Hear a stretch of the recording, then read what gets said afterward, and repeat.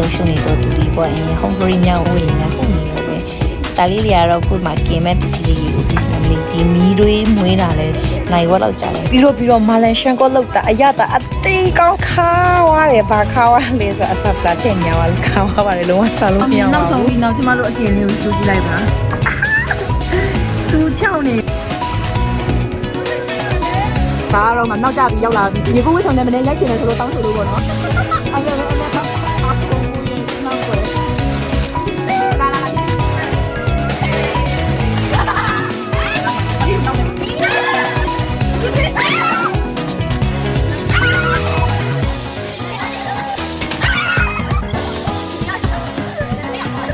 ဘာတွေလုတ်ပြီးဘာတွေအချင်းကုန်သွားလဲမသိဘူးအိမ်ပြန်လိုက်အဝိစာလဲလိုက်ပြင်ပြန်သွားလိုက်အိမ်လိုက်ပဲဘာတွေလုတ်နေလဲမသိဘူးနန်းတွေရဖြစ်ချင်းက